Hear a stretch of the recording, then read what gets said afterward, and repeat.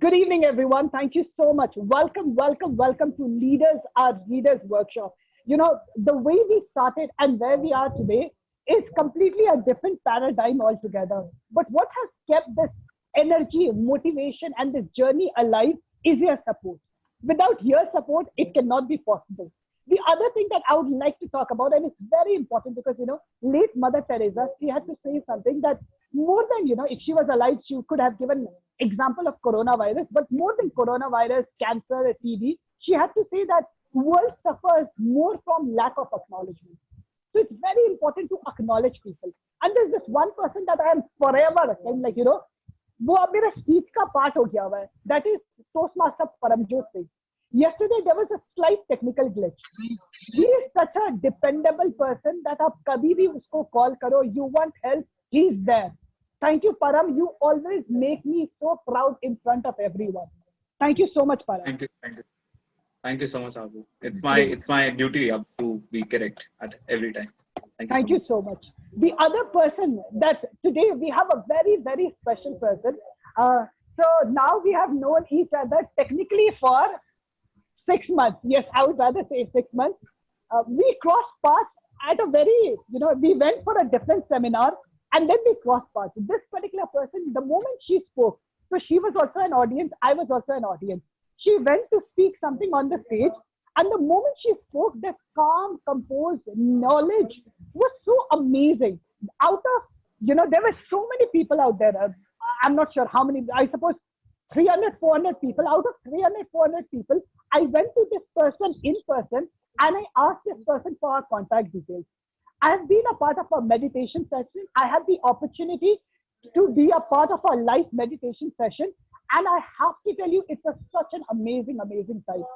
I'm so glad that this person, when I requested this person, if she can become a keynote speaker, she openly accepted this invite. Without further ado, we would like to call the keynote speaker, Vasundhara Gupta, to come and set the stage on fire.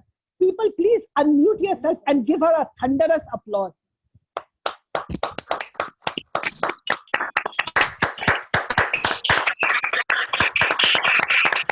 All over to you, Vasundhara Gupta. Thank you so much, Abu. That was quite a beautiful and humbling introduction. So, hi everybody. My name is Vasundhara, as Abu mentioned, and I'm super excited today to be sharing my journey with you in terms of spiritual books. I'm going to be sharing my screen, and just to set the tone, I would love for you guys to stay in communication over the chat. So if you want to ask something or say something, please feel free to chat. All right, I'm going to share my screen.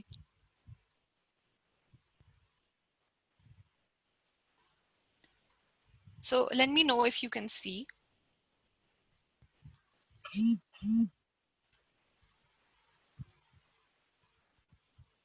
Can see you. We can see the screen. Yes, we can. We can see. All right, great. So the objective of today's session is to discuss the power of reading spiritual books. And it's not a monologue. I would love for you guys to keep sharing your tidbits as well along the way.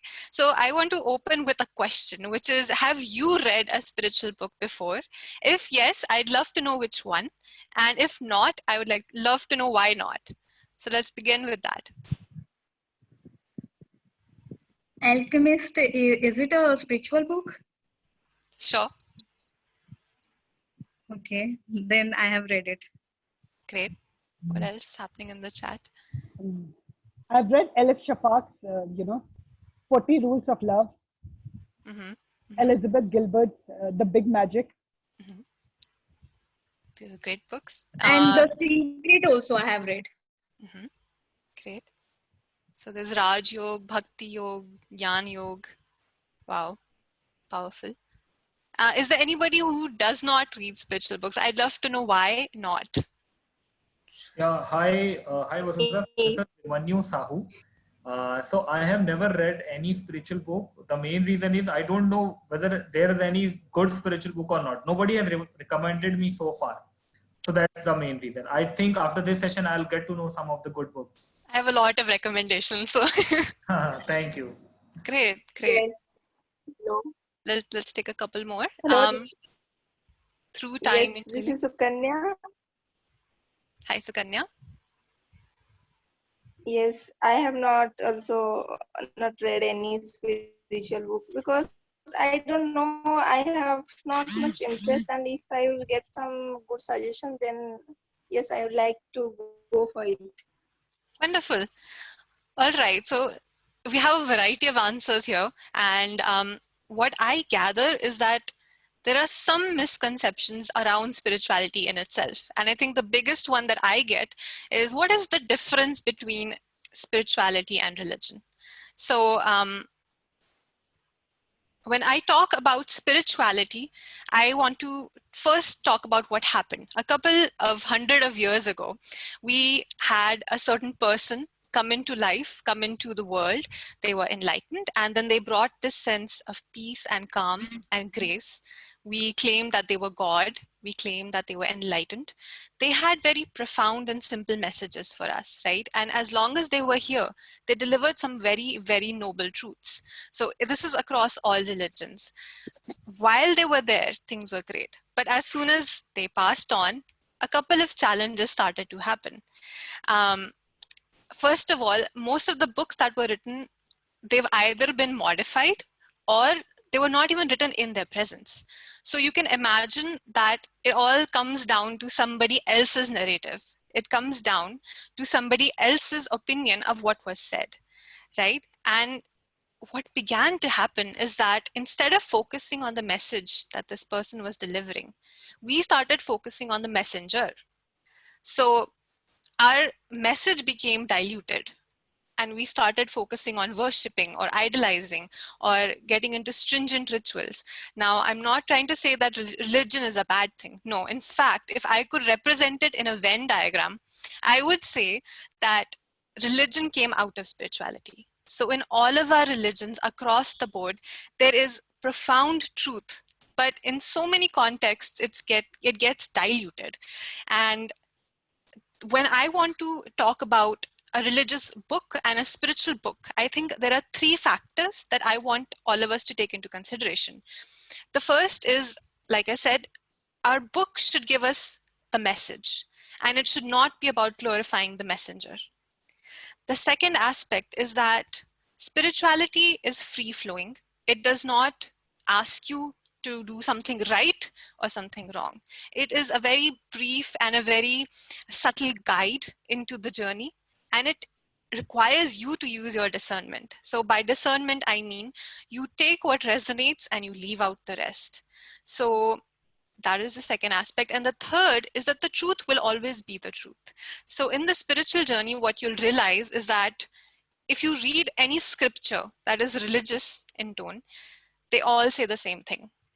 One religion can say karma, the other might say law of cause and effect, the third might say something completely else, but they all say the same thing. So the truth will always be the truth. We'll always want to focus on the fundamental. When I said that context, it makes it a little bit more fair for spiritual books, because there are great spiritual books out there that are not diluted. And I'm going to talk about more in a couple of minutes, but I want to proceed to the next question, which is, how many of you like reading and sharing quotes? So by quotes, I mean like there are those fancy images with quotes on them, and then there's like an image of Buddha or Krishna or Jesus, and they kind of inspire your day. So how many of you enjoy that? There's a lot of thumbs up coming.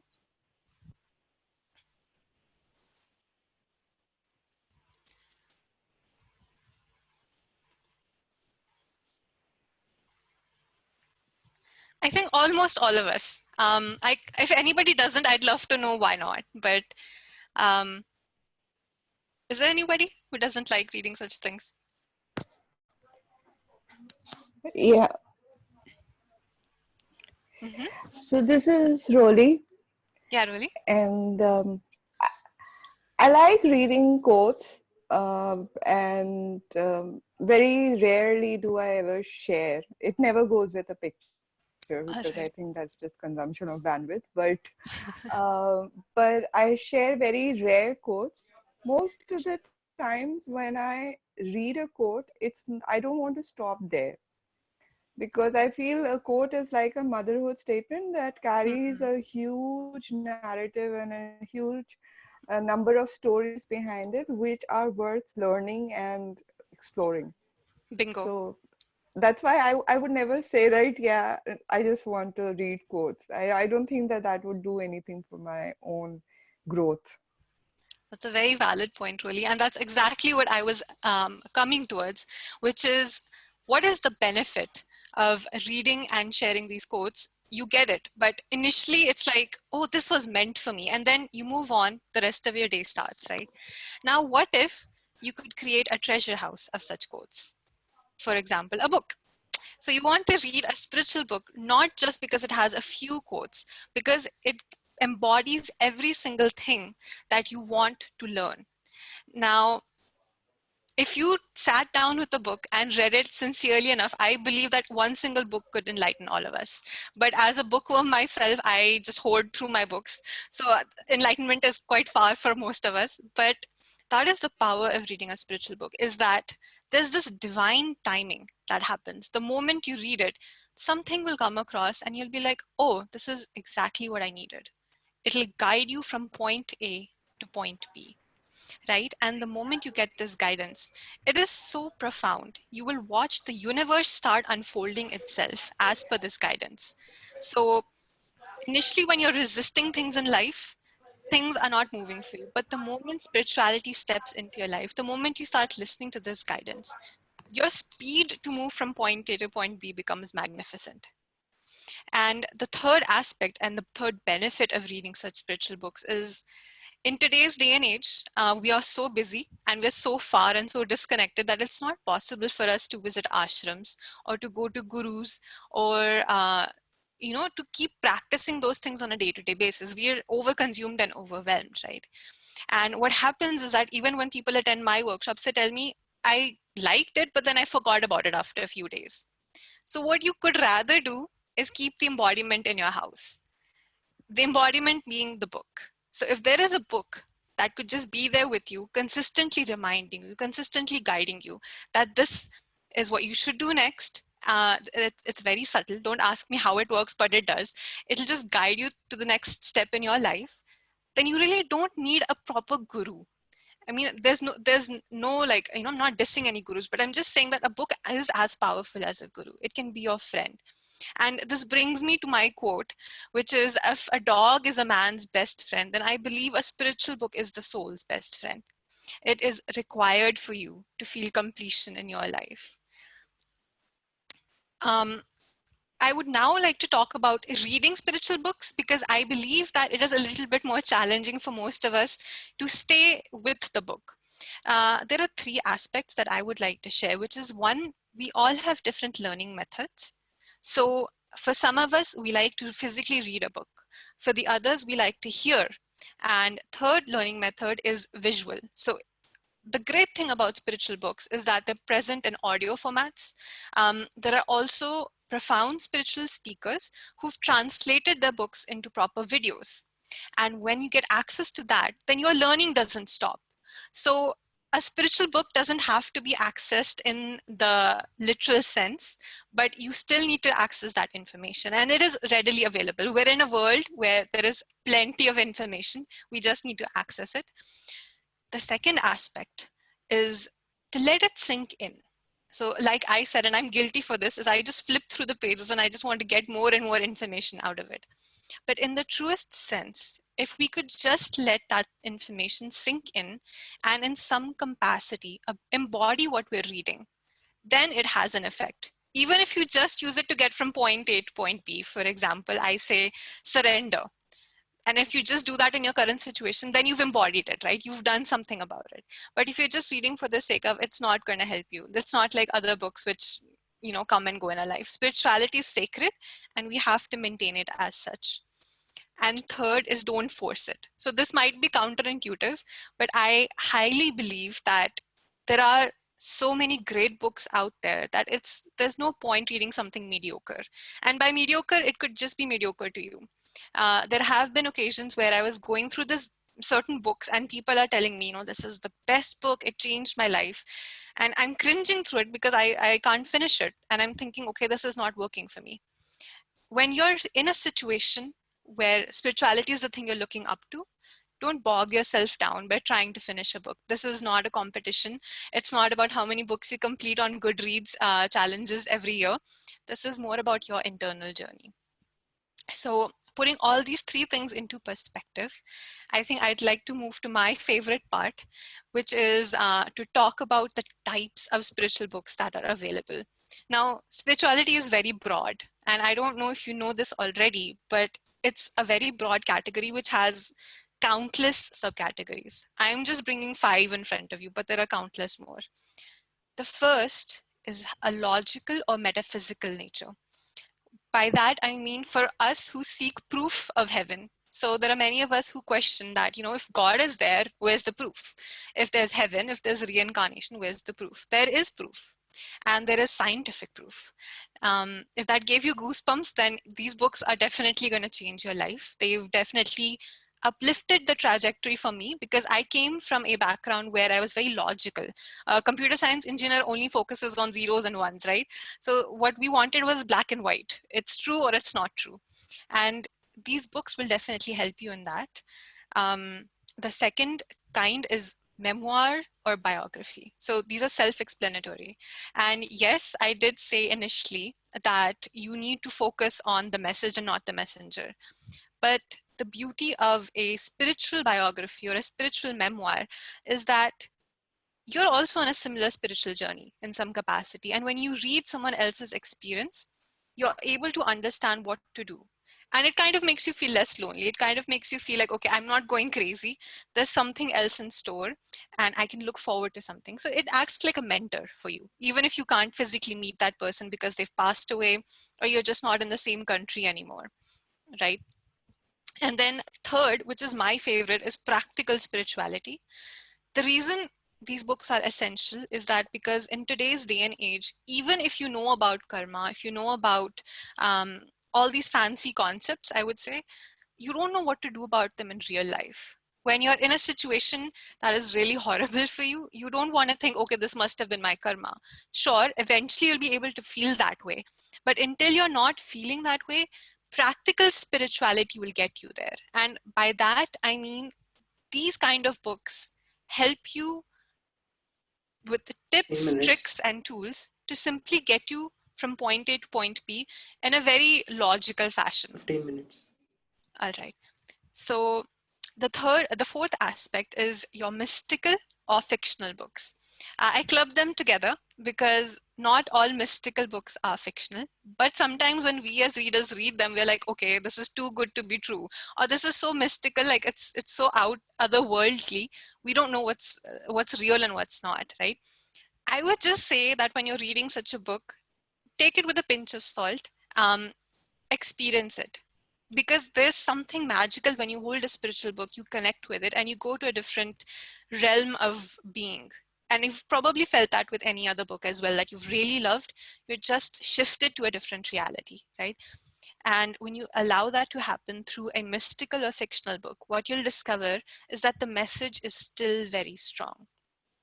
And it doesn't matter who the messenger is in these cases, but if you can just absorb the message, your journey is sorted. And then that brings me to the last aspect, which is educational. So for instance, if you start getting interested in certain spiritual topics, there could be chakras, there could be meditation, kundalini, several things, right? There are modalities which are explained very beautifully, and there are books dedicated to each subject. So go ahead and explore those as well.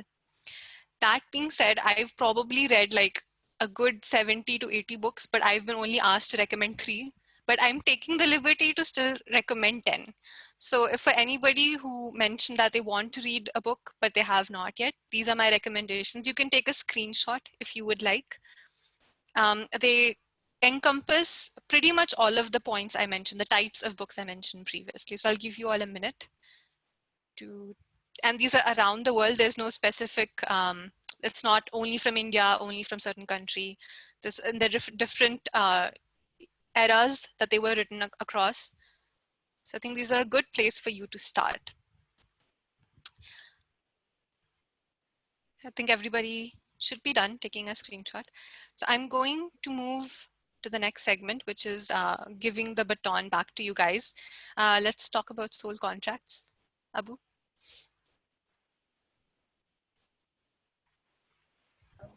Thank you so much, Vasundhara.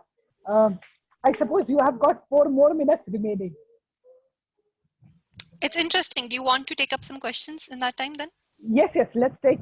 So people, just a quick heads up to everyone. We will have time right now. We have got 4 minutes right now, and we'll be completing by 7:50. So once again, it will be open for questions. So if you have questions, and I'm sure you do, this is the right time to ask Vasundhara. Please go ahead in the comment section, or if you want to go ahead and just ask your question, you certainly can do that. So Vasundhara, how the transformation took place from the world of 0 and 1 towards spirituality? I mean, you are an engineer, right? Yeah. So how it took place? It started for me in the order of the books that I've written, actually. So I started by reading books written by psychologists or doctors who stumbled upon phenomenon which they could not explain. But somehow when they started experiencing these things firsthand, it opened their mind that there's a possibility beyond this. And then the kind of case studies that they have presented, they are a bit tedious to read, but they'll give you the crux. And that 0 to 1, you'll understand is actually infinity. So. Thank you. That was a very interesting question and an interesting answer. Very good. Anybody else has a question?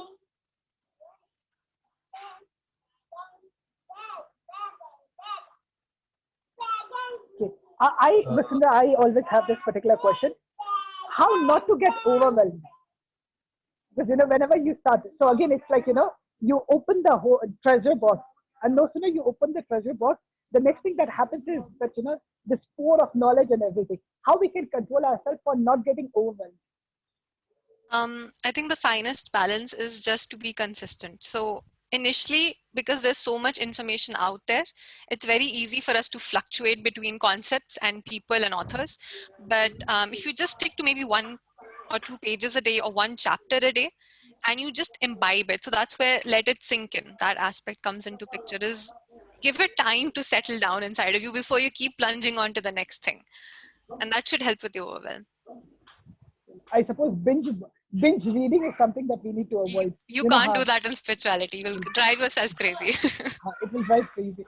Great. That's wonderful, people. Let's start with our reading section as well. And Vasundhara has been kind enough to share something from her treasure box.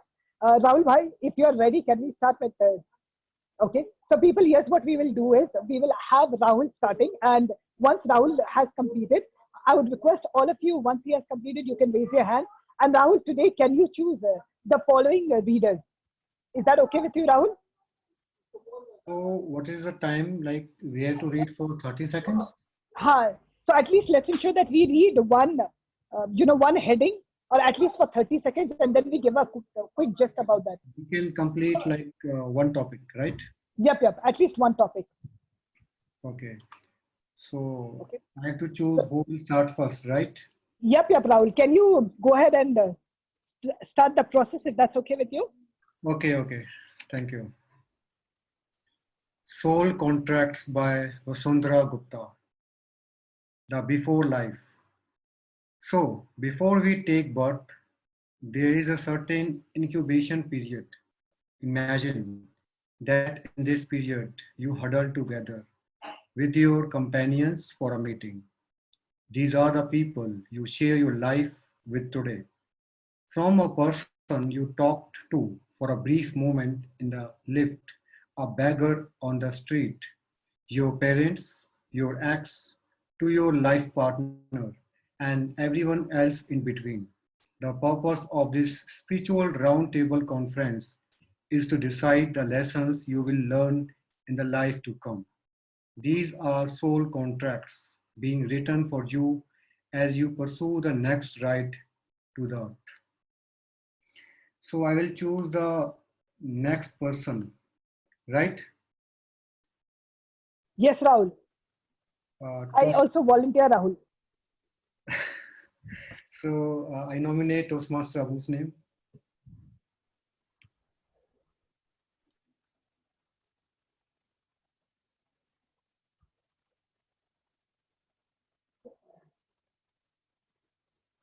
Rahul, have you selected me or have you chosen somebody else? Yeah, you. Oh, okay. Thank you so much. Okay. Everyone's role in your soul contract. Of course, you cannot do this alone. To learn the act of forgiveness, someone must take the responsibility to deeply, deeply hurt you, thus providing you the choice to forgive them or to stay resentful. To know how to be independent and strong, somehow must ensure they abandon you at your worst hour, thus giving you the opportunity to stand up for yourself or to fall down and succumb to your circumstances. So anyone you meet has signed up to help your soul's evolution. You have signed up to deal with them, even the anonymous, even the annoying ones. Yep. By knowing that everything is an elaborate play, you can allow yourself to grow. We don't need to try to rationalize someone's behavior, and our pain should guide us, not make us feel helpless. The process of building yourself in this way is called ascension. Ascension, as the name itself suggests, ascending or rising above the current state. The more you move up the ladder, the more you are able to see the brighter picture of life. You become detached, but much more loving towards everyone, because now you begin to see we have all decided to do this together, to build each other up, even if it means to ironically break each other down sometimes. So Gaurav, my 30 seconds starts. So this is how beautiful the build gist is, like, as they say, hungry stomach, broken heart, and empty pocket is the biggest motivator in life. And one of the reasons why you would be inclined towards spiritual is when somebody abandons you. Yes, you have all the reasons to feel resentful. You have all the reasons to become an avenger. But when you stop and when you understand that should I actually go down, descend, or should I go ahead and ascend? If we are ready to ascend, that's how our spiritual journey starts. Time's up, Prabhu. Over to you, Rahul. We have our next reader. I have chosen Anusha Khurana.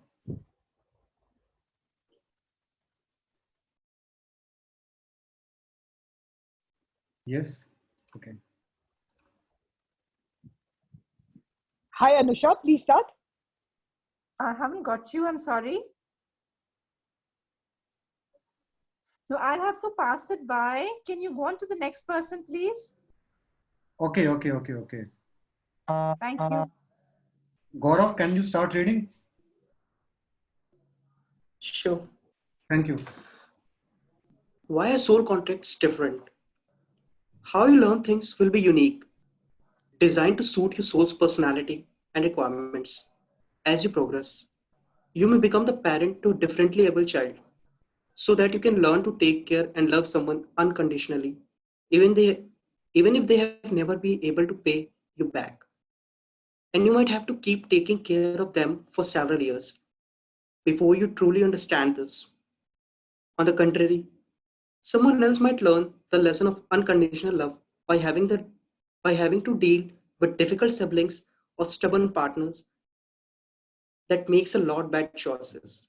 That's why someone might have financially booming career without putting in much effort, but suffers from acute illness and dies early, while the other person barely makes it through the days with loaf of bread and water, yet manages to stay alive decades longer. Not every experience is for you to have within one lifetime. There are some things you have already mastered in the past, and there are others that will come to you when it is your time. Have you ever felt like your parents or someone much elder than you is acting irrational, and that you are the one parenting them? Yes, souls of different maturity level. Don't be fooled by the human relationships or age you are in. Thank you. You can conclude. So I think author Vasundhara over here, she's trying to differentiate with her situations in life. Like if I have to parent someone who is disabled, I mean unconditionally, without thinking of getting something in return. And other situations, people might be having a lot more things in their life, and still they're, I mean, fighting to achieve something, or I mean, they're depending, like they want in return something from other, like that you can say. I mean, I exactly cannot decode the words what she want to say. I need to go through it once more. Over to you. Thank you, Gaurav. Thank you so much. So we have next reader. I request Geetanjali to start reading from here. This is Sure, sure. Okay. So, really, your soul has taken many lifespans to acquire a holistic and all encompassing flavor of humanity. How soul contracts can transform your life. Analyze for your present situation.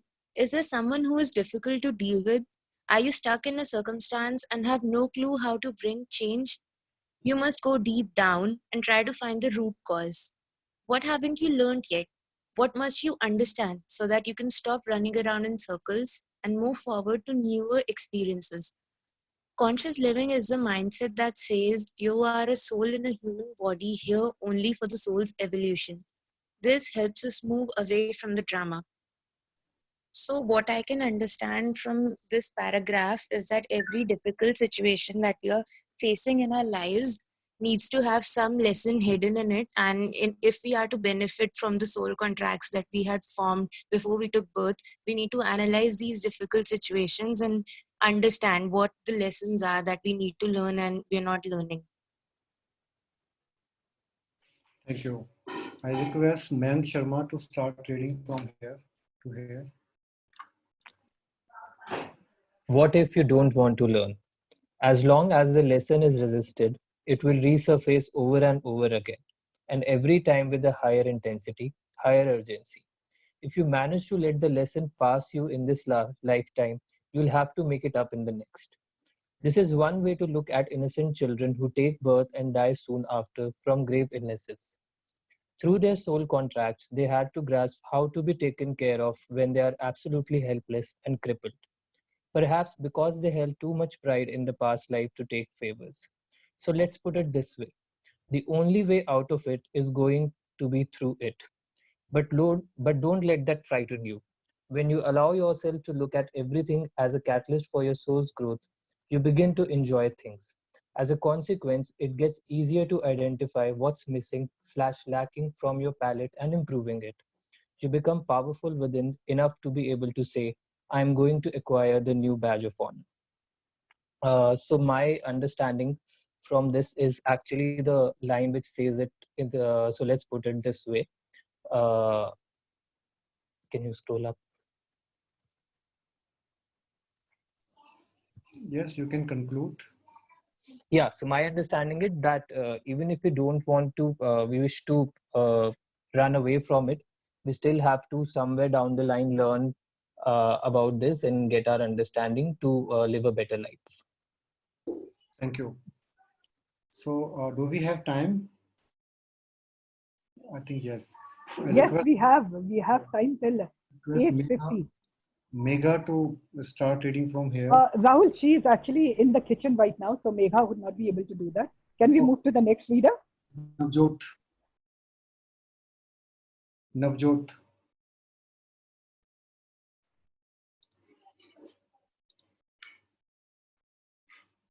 Hello, am I audible, Navjot? Okay, he might not be responding. So, okay, yeah, Navjot. There's some problem with Navjot. We'll go with Pallavi, Rahul. Yes, yes, okay. Yep. Hi, Pallavi, can you please start? Yeah, okay.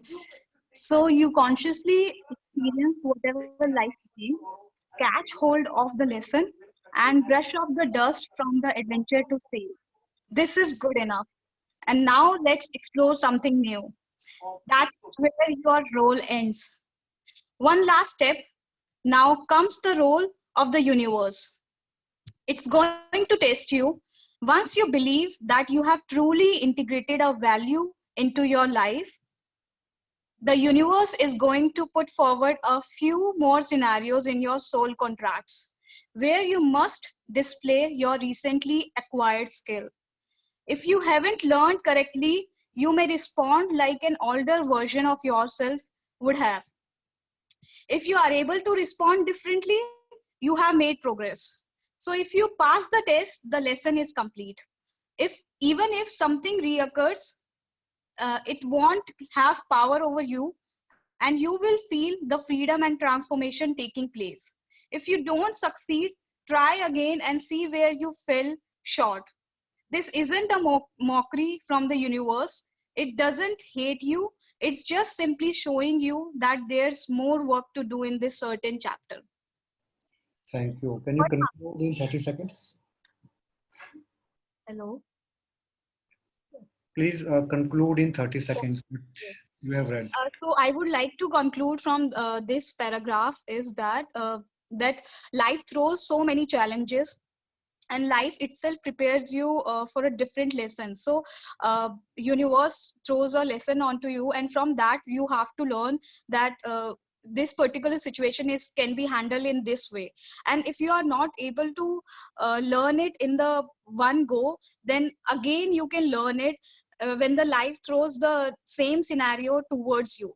And when you are able to manage that situation properly, then you pass the test. So this is how the universe actually tests you to learn or to upgrade your transformation or to upgrade your skills. 30 seconds. Thank you. I request Toastmaster Roli ma'am to start reading from here till here. Can you hear me? Am I audible? Yes, yes. Okay. Does the suffering ever stop? If you did your homework well for the test, then the best thing is going to happen to you. You're going to laugh and say to the person who's been treating you badly all this while, "Hey, you don't bother me anymore. I'm done with your BS." And within no time, you're going to notice them change their behavior towards you.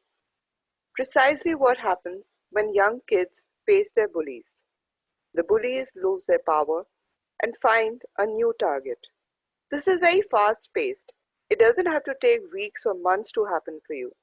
I've seen a lot of this happen rapidly in personal, unpleasant encounters too. Another point worth noting is that you have an equally important role to play in others' lives.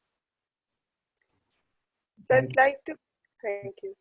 I'd like to summarize this, that everything that we encounter, whether we are facing a problem, somebody is trying to mess with us, somebody is trying to tease us or bully us, we might question why. And the answer is that we are there to play an important role in their lives so that they learn the lesson as well, that this is not supposed to be done this way. And probably it gives us a chance to forgive. So both of us learn and move forward. Thank you. So now we have, can we have Neha Walia to start reading? Hi, yeah, sure. Yes, from here to till here. Another point worth noting is that you have an equally important role to play in others' lives. A more serious example is you might have signed up the contract to enter into a relation where there is domestic violence inflicted on you, so that you can inspire others in the same situation around you when you finally take a stand for yourself and put your partner behind bars. It makes sacrifices like Nirbhaya's no longer go in vain. She revolutionized women's safety for the people of India. I salute you, warrior soul. It is your side of the contract to bring out the best in some people and the worst in others, just like they do for you. Well, I think, can I explain now? Yes, yes, please. I think what they're trying to say is that that you have some, an important role to play in others' lives, and you have a responsibility that you need to take an action towards people who put you down in life, and also to bring the best There are people who bring the best out of you and also the worst out of you. So I think that's it. Thank you. Thank you. So now we have last reader. I request Toastmaster Sonika to start reading. So, what's the heading? Okay. Closing thoughts on soul contracts. Buddha spent a really long time through meditation to find the end to suffering. The thing is, in this time and era, with the rise of inhumanity and atrocities, we don't have enough time left to leave everything behind and explore our inner truth. Inner truth is in isolation. If we want to flip life around for humanity, it needs to happen fast and now. Look around you. People are growing spiritual in their own chaotic lives. They are meditating indoors, balancing their chakras, learning healing techniques, and discussing souls a lot more freely. The point is, you can end your suffering, and the way is to be conscious of life itself. For minds that are curious about the why, clarity on these questions can become humbling and becomes a great alternative to end suffering. All the best. Here, the author tries to say how to end your suffering. It may be by just introspecting and realizing what is happening in your life, and learning from the experience, learning from the past experience how to reduce your suffering. You can do it by yourself, just by thinking about, by analyzing the situation. Something related with that. Thank you. Now I request Toastmaster Abu to take the stage back. Thank you so much, Toastmaster Rahul. A round of applause for Toastmaster Rahul Sharma. Thank you so much. Thank you so much, people. I'm sure it was a wonderful experience reading the spiritual part. Now it's the time to vote for the best reader. So Toastmaster Param has been kind enough. He has shared the link. Please go ahead and vote for the best reader. While we go ahead and we vote, let's take a minute to vote for the best reader. Always understand that voting is our birthright, and we should use it.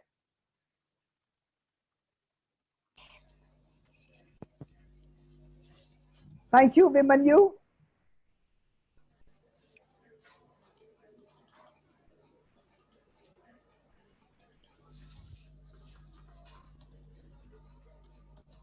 So we'll quickly take a minute to vote. Param, have you received everybody's vote? Receiving vote. I've just got 3 responses currently. Just 3 responses. Still receiving, Abu. Cool. Great. That's wonderful, people. Thank you so much. Now I'll hand it back to the keynote speaker, that is Vasundhara. Vasundhara, now it's the question and answer round. So there are 2 things that I would request from you. First is to be kind enough to answer the question that audience will have. And the second thing is, I will also be sharing the name of the best reader, and if you can announce that towards the end. Sure, Abu. Great. So people, please feel free. You have the option of chat, and you also have the option of to directly ask question to Vasundhara.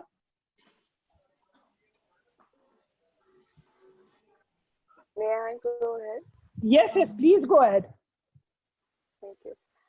Vasundhara, this reading and especially the content of the book that we read today, it really resonates with the understanding that I have about life. Like, we question why is it happening to me? Why is it happening to me again? You know, so, and always the answer is that there is a lesson that I have to learn here. And the minute I've learned that lesson, the problem disappears. It's like magic.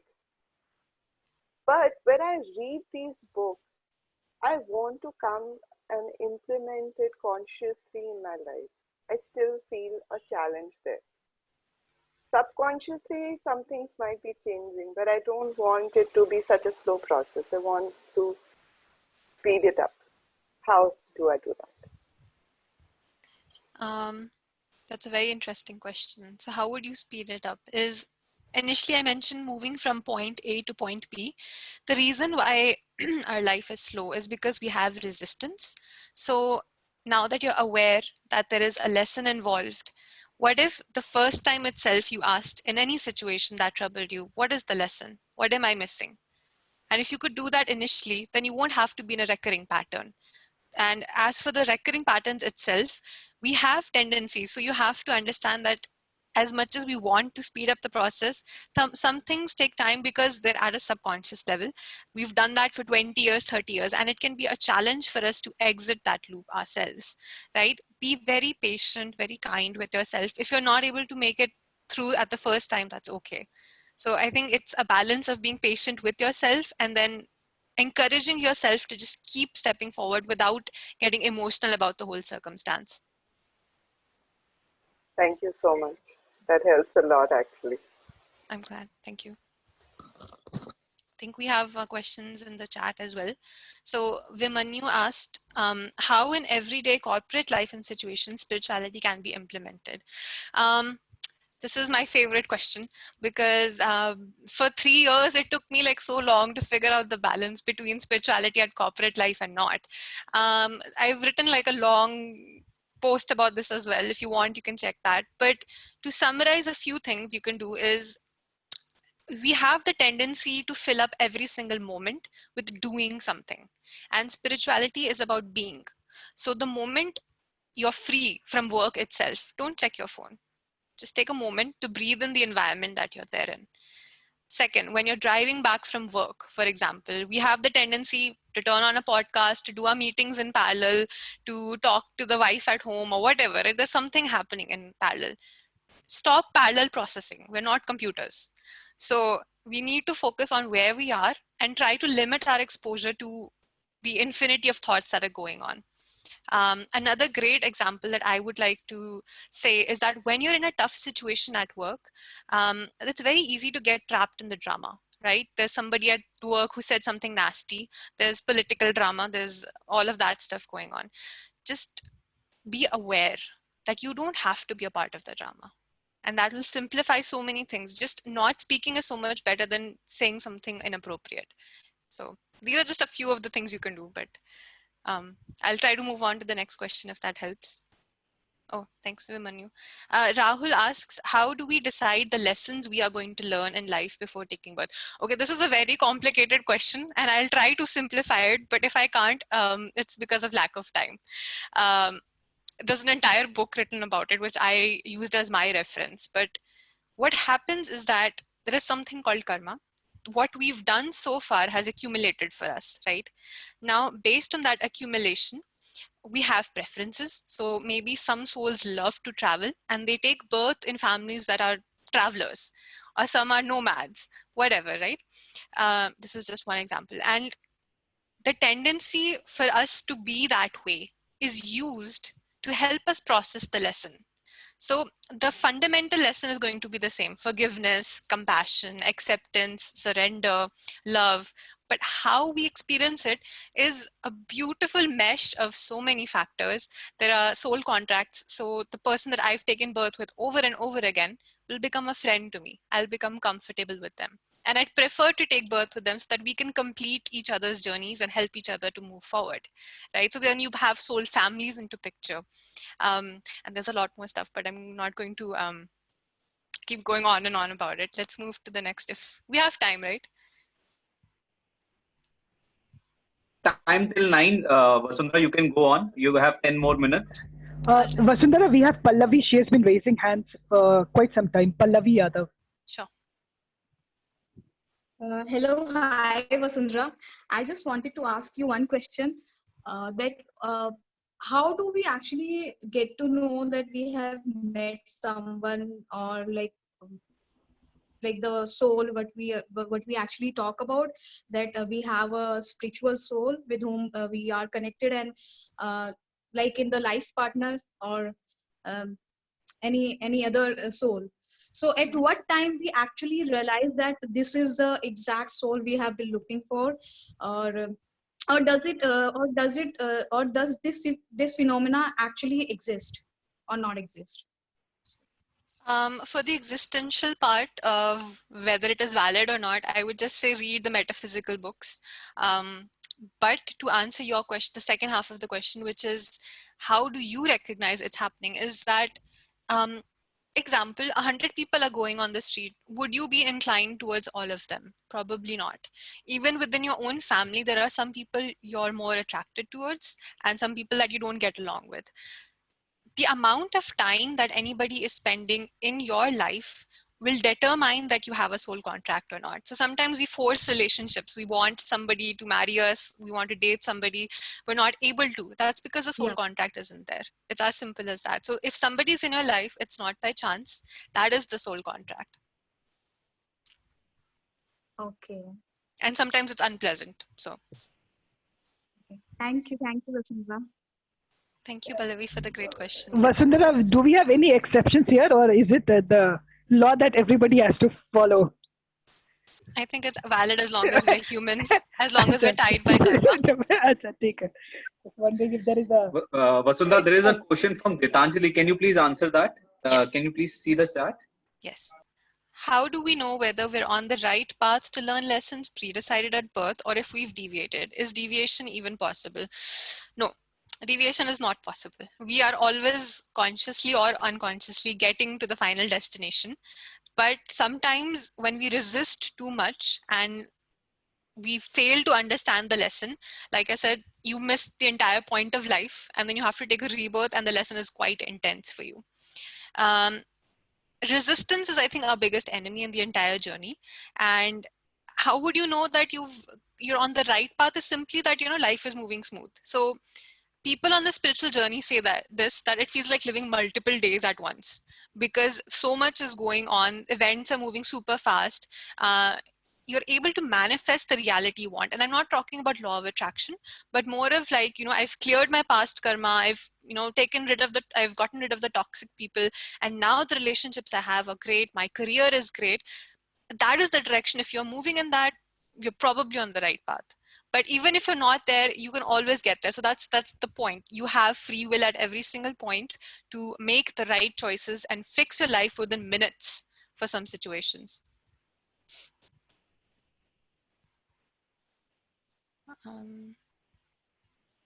Is there any? Okay, Anusha has a question. Yeah, Vasundhara, I wanted to ask you, if life is going smooth according to you, that means everything is going right and we've got to the right karma, right? If everything is going smooth, is that an indicator that I've run through the births that I had to run through and what I'm doing now is just right? That's an interesting question, Anusha. No, it does not necessarily mean that we've taken care of everything, but there is something called there's like a big chunk of karma that we have to resolve. And then there is a certain karma allocated to that one particular lifetime. So when you're moving on the correct trajectory, life can become very smooth for you. And that's when spiritual awakening or a spiritual journey kind of pushes you to take up karma from other lifetimes. It can be very stressful. Initially, it can be overwhelming. But it helps clear the baggage faster. So I'm not saying that you're not going to be in trouble. But what will happen is your attachment to how the outcome should have been will be so less that even something that would have made you feel horrible at one point in your life, you'll realize that, oh, I've come a long way. Like this doesn't impact me anymore. And that in itself is a value add to your, skill set of your badge of honor that, okay, now I'm not affected by if somebody gossips about me. Got a badge for that. Something like that. So are you saying that two indicators, one is a smooth life and two is not being too bothered? Are these two indicators of having attained the right path? So the path is continuous, Anusha. We're not, you're never off the path.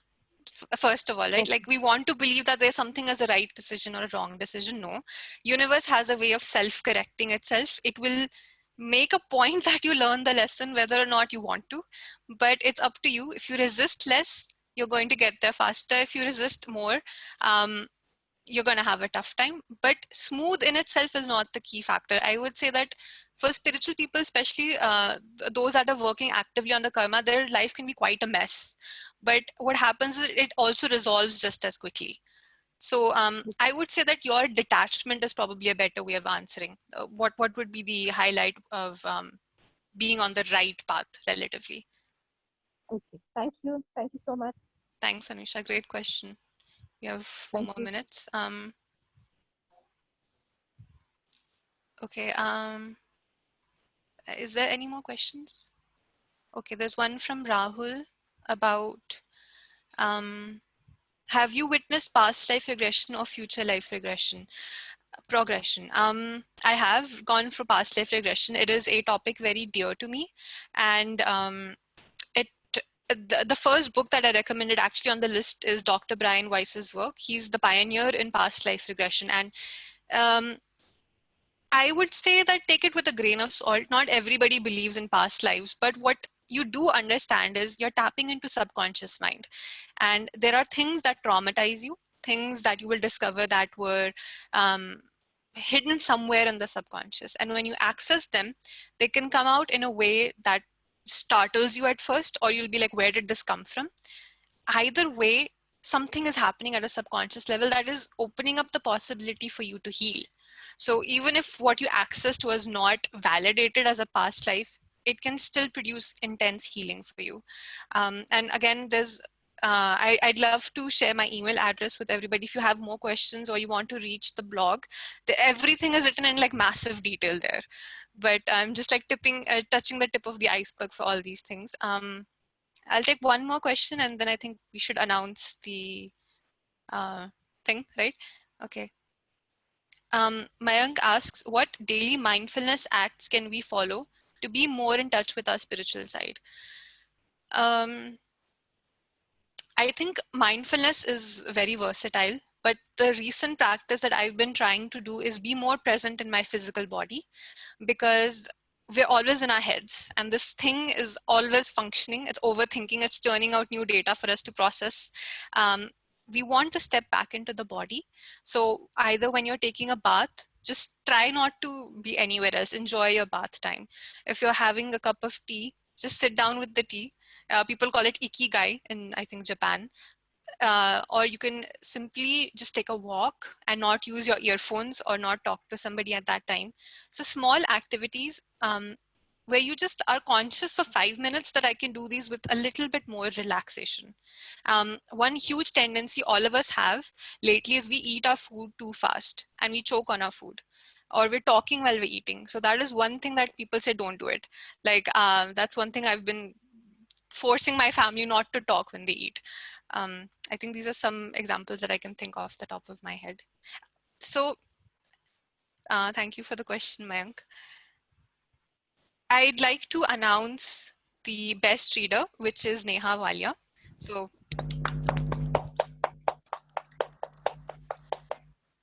as for my email address, I think, Abu, is it okay if I drop it in the comments so that people... Yep, please do that. Please do that. And if it is okay with you, we will share it in group as well.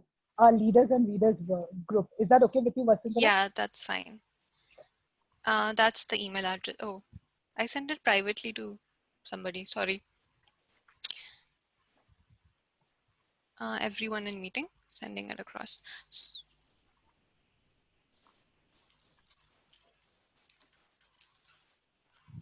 So if anybody's interested, you're always welcome to ask questions or share your insights. I think that's it from my side. Thank you so much, Vasundhara. It was such an amazing spiritual journey. Yes, and the entire half, I would rather say you have done over and above. Thank you so much for being such an amazing, amazing speaker. Above all, it's not easy to come across Vasundhara because she is a very busy personality. She's helping a lot of people. She has been very kind enough. So thank you so much, Vasundhara. I would also like to take this as an opportunity to thank all of you for your valuable time. You could have done anything. As a matter of fact, this is what Vasundhara, I and others were discussing. At 8 p.m., we have the Prime Minister addressing the nation as well. You could have done that as well.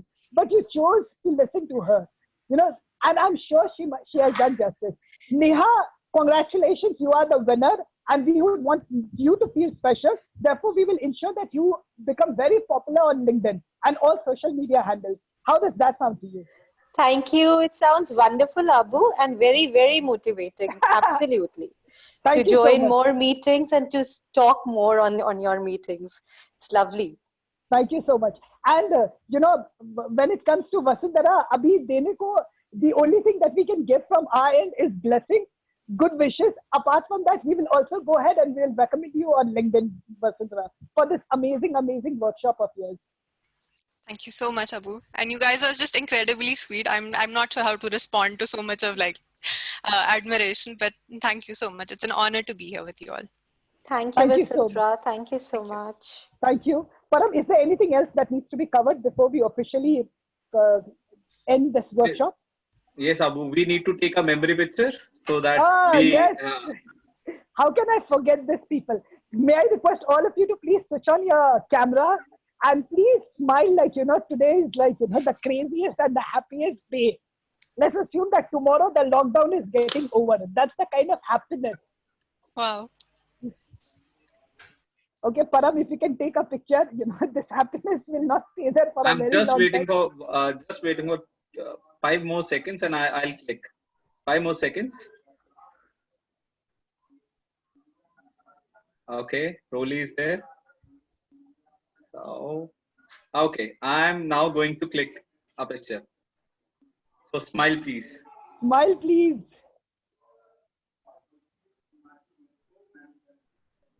Thank you so much. Thank you so much, people. Thank you for your love. Thank you for your time. Above all, thank you for giving us an opportunity to serve you all. We will come next week as well with another surprise for all of you. Till then, keep laughing, keep smiling, and stay indoors. And thank you once again, Vasundhara. You actually set the stage on fire. Thank you so much, everyone. Thank you you, so much, everyone. Vasudha. Thank you so much, everyone. Thank you. Thank you. Bye-bye. Bye. Bye. Thanks so much. Bye. Bye.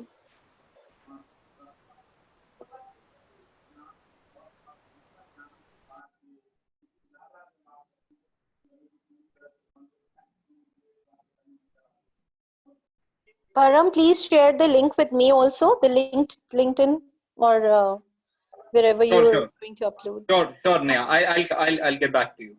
I'll get ठीक है. back. Thank you so much. All right. Welcome. Bye-bye. All right. Bye.